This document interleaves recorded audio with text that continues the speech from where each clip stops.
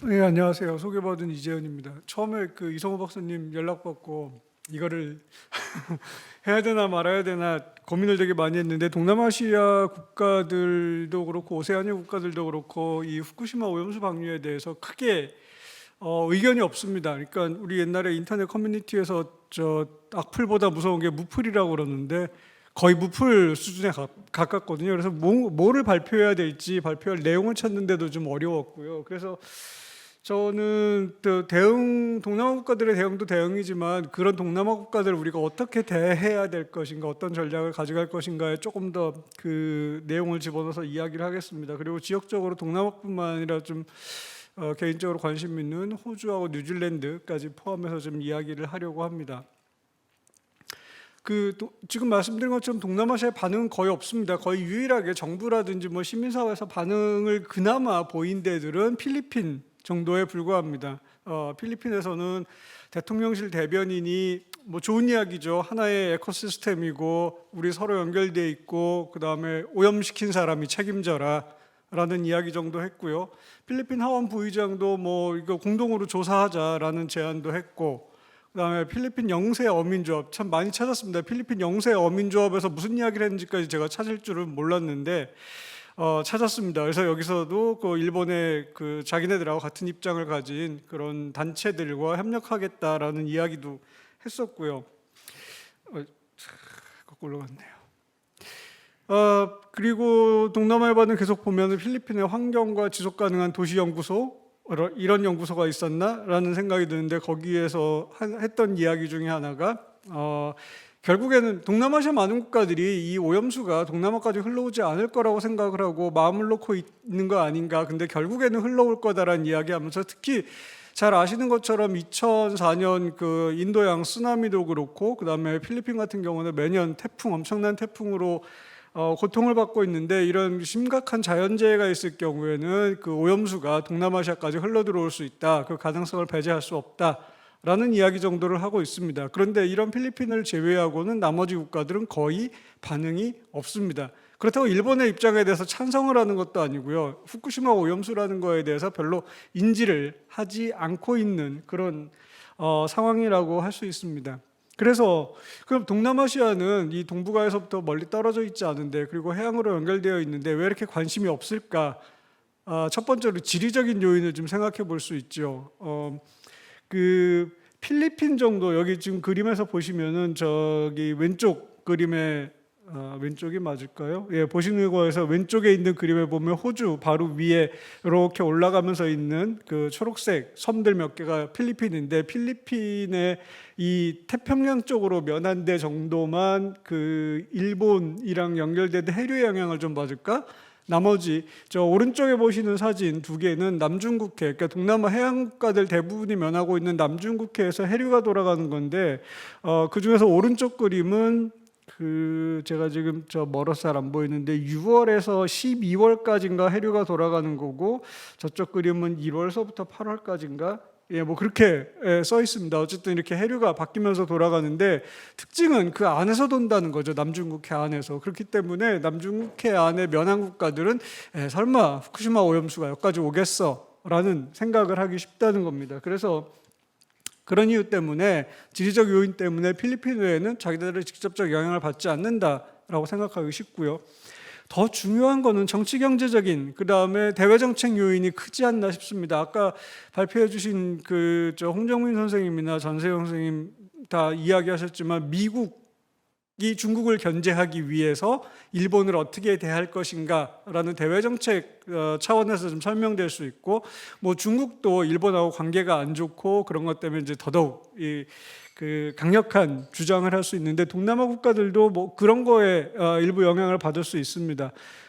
식민 지배를 당하긴 했지만 그 기간이 한국에 비해서 훨씬 짧았고, 일본에 대해서 그렇게 나쁜 감정을 대부분 동남아 국가들이 가지지 않고 있습니다. 그리고 식민 지배가 끝난 이후에 1950년대부터 지금까지 일본과 동남아 국가들은 상당히 협력적인 관계를 맺었습니다. 특히나 1980년대 중반에 일본이 전자공업을 필두로 해서 동남아시아의 인도네시아, 태국, 말레이시아 같은 나라들에 투자한 게 동남아시아 경제 성장의 가장 중요한 원인이 됐었거든요. 근데 그 뒤로 맺어진 관계라는 거는 우리가 생각하는 것보다 훨씬 뭐 ODA도 많이 줬고 그 외에 투자들도 많이 했고 그렇게 맺어진 관계라는 거는 우리가 생각하는 것보다 훨씬 끈끈한 그다음에 쉽게 그걸 따라잡기 어려운 관계로 맺어져 있기 때문에 일본에 대해서는 웬만하면 나쁜 소리를 하지 않으려는 일본 정부의 입장에 대해서는 반대하지 않으려는 강력한 성향을 가지고 있고 그거를 떠나가지고 동남아 국가들 대부분이 약소국인 상황에서 국제적으로 중요한 이슈, 논쟁거리가 되는 이슈에 대해서 가급적이면 입장 표명을 하지 않으려고 합니다. 예를 들어서 한반도 문제에서 대표적으로 보이는데 남과 북 사이에서 동남아 국가들 다 수교하고 있는데 남북 수교하고 있는데 한반도에서 무슨 문제 생기면 동남아 국가들은 뒤로 빠지는 게 자기네들한테 입장에서는 속 편한 일이거든요.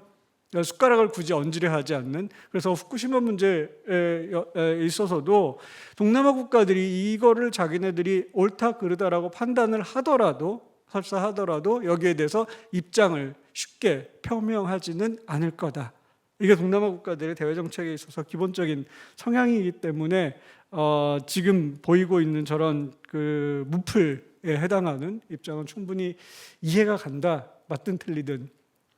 그러면 중요한 거는 이런 동남아 국가들을 우리가 어떻게 뭐 설득해서 우리랑 같이 동참하자 이게 얼마나 중요한 문제인데 라고 끌어오진 못하더라도 좀 뭔가 그래도 노력은 해봐야 되지 않나 라고 해서 지금 몇 가지 나름 전략이라고 써놔봤는데 첫 번째 문제는 그 보편적인 원칙을 강조해야 된다는 이거는 환경 문제고 환경 넘어가서 기후변화 문제랑도 연결시킬 수 있고 보편적인 원칙의 문제이기 때문에 동남아 국가들도 당연히 반응을 보여야 된다. 그리고 절대적으로 후쿠시마 오염수 문제를 동남아시아에 가져갈 때 우리가 한 가지 주의해야 되는 것은 한국과 일본 사이의 갈등이라는 맥락을 이 후쿠시마 오염수 문제에서 어떻게 빼버릴 것인가. 한국으로부터도 일본으로부터도 엄청난 지원을 받고 있는 동남아시아 국가들의 눈에 한국, 일본 사이의 양자의 불편한 관계 이슈를 동남아로 끌고 왔다라고 생각하면 동남아 국가들은 당연히 발을 빼고 도망가 버릴 겁니다. 그래서 한일 관계를 어떻게 여기서 제거해 버릴 것인가. 두 번째는 기후변화 환경 문제로 어떻게 보편적인 문제로 이거를 치환해서 이야기할 것인가 라는 문제고 또 이렇게 생각해 보면 남중국해 문제랑도 연결이 되죠. 남중국해 문제에서 동남아 국가들의 가장 기본적인 입장, 국제법 존중 그리고 후쿠시마 오염수 문제에 관해서 우리의 입장은 또 역시 국제법에 따라서 그럼 이런 것들을 어떻게 연결시켜 볼 수 없을까라는 상상력도 좀 동원을 해봅니다.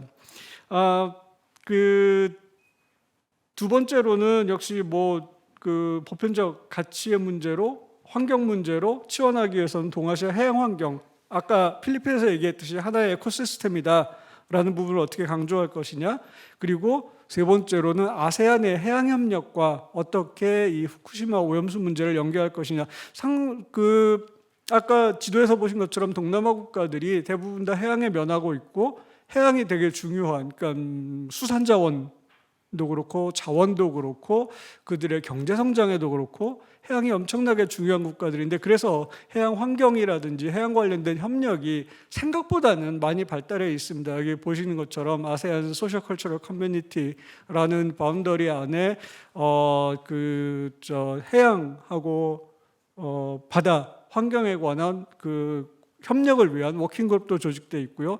이런 해양 환경 관련된 선언도 있고 그다음에 아세안 해양 환경에서 키 에어리어로 제시한 이렇게 7가지 에어리어들이 있는데 여기서 보면은 그 4번 같은 경우 코스털 앤 마린 폴루션 미티게이션 같은 경우는 후쿠시마 오염수 문제랑도 연결이 될 수 있는 그래서 동남아 너네들도 아세안도 이런 해양 환경 협력을 하고 있지 않은가 후쿠시마라는 것도 후쿠시마 오염수 문제라는 것도 너네들이 다루고 있는 문제랑 유사하다. 이걸 어떻게 효과적으로 연결시켜낼 것인가라는 부분이 문제가 되고 여기서 넘어가가지고 한 아세안 협력뿐만 아니라 아세안 플러스 3 차원이나 그 다음에 동아시아 정상회, 이스트에이시아 서밋 차원에서 문제 제기를 해볼 수 있지 않을까라는 생각도 듭니다. 물론 쉽지는 않을 겁니다.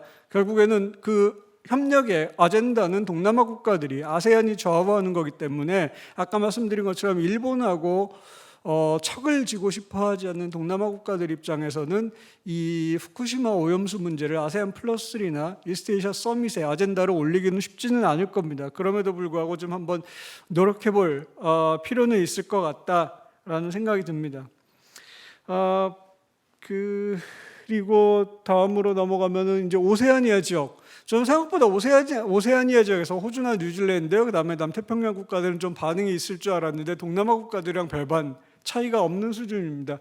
호주 정부 특별한 반응 없습니다. 호주에서 제가 좀 찾아봤을 때 거의 유일하게 반응이 나오는 것은 오스트레일리안 컨서베이션 파운데이션이라는 시민단체에서 2021년, 그러니까 일본이 방류를 하기로 결정했을 때 일본 대사에게 편지 쓰기 운동을 했던 건 하나 정도 찾을 수 있었고요. 그 이외에는 커다란 관심이 없었고, 뉴질랜드는 상대적으로 호주보다는 환경이라든지 정치적인 문제에 대해서 훨씬 더 진보적인 입장을 가진 국가라고 일반적으로 저는 이해를 하고 있는데, 그럼에도 불구하고 뉴질랜드도 후쿠시마 오염수에 관해서 크게 반응을 낸 적은 없습니다. 거의 제가 유일하게 찾아볼 수 있었던 건 21년에 그 정의용 전 외교부 장관하고 뉴질랜드 외교부 장관하고 전화 통화할 때 잠깐 언급됐던 것 정도. 오히려 흥미로운 거는 태평양 도서국 포럼, tonga, 나우루, 피지, 그 마샬군도, 솔로몬 아일랜드 이런 나라들이 속해 있는 태평양 도서국 포럼에서 좀 강력한 입장을 낸 적이 있습니다. 그래서 여기 그 제가 쿼트해 놓은 거를 보시면은 이 국가들도 해양에 꽤 많이 의존하고 있고 수산업에 의존하고 있는 국가들이기 때문에 거기에 대한 우려를 표명을 했었고, 또 남태평양 도서국들은 자체적으로 자기네들 비핵지대 조약이 있기 때문에 이 성명에서도 그것까지 언급을 하면서 입장을 표명을 했었습니다. 그 호주하고 그 오세아니아 지역에서 그 반응들을 보면은 이거 그 해류 문제나 이런 거를 떠나가지고 호주가 후쿠시마 오염수 문제에 대해서 또 일본 정부의 입장에 대해서 그렇게 그 부정적이거나 비판적인 입장을 보이지 않으려는 이유는 가장 중요한 건 역시 미국과 비슷하게 그 일본과의 전략적 협력 관계라는 게 되게 크게 작용하지 않았을까. 같이 쿼드에 들어가 있고 똑같이 인태 전략을 추진하고 있고 중국의 부상에 대해서 우려하고 있고, 그래서 미국, 일본, 호주 사이에 만들어져 있는 이 전략적 협력의 틀을 한번 생각을 해보면은 그 후쿠시마 오염수 방류 정도의 문제를 가지고 거기에 대해서 호주가 일본에 대해서 강력하게 각을 세우긴 어렵겠다라는 생각이 들었습니다. 더구나 최근에 한 8년 정도는 호주에서 보수 정부가 정권을 잡고 있었기 때문에 그 보수 정부하에서는 더더욱 그랬을 거다. 그런데 한국이 좀 공략해 볼 지점이 있다라는 생각이 드는 게 선거를 통해서 정권이 바뀌었습니다. 올해 정권이 바뀌고 노동당 정부가 집권을 했고, 노동당 정부는 생각하듯이 보수 정부보다는 조금 더 진보적인 환경 정책을 펴는 정부고, 이번에 선거에서 국내적으로 가장 선거에서 이슈가 됐던 것 중에 하나가 환경정책입니다. 여기 밑에 보시면 신문 기사들을 제가 그 헤드라인들을 따왔는데요. 노동당의 그 기후변화 정책이 코얼리션은 보수당 그 연합을 이야기하는 건데, 코얼리션을 쉽게 이겼다라고 하는 것처럼 국내적으로는 이 환경 문제, 그다음에 기후변화 문제가 상당히 논란이 됐었기 때문에 그 노동당 정부는 앞으로 몇 년 동안은 그 기후변화 문제나 환경 문제를 꽤 끌고 나갈 가능성이 높고, 이런 것과 연계해서 호주와 좀 협력을 추진해 볼 수 있겠다라는 생각이 들었습니다. 일단 제 말씀 여기서 마치겠습니다. 감사합니다.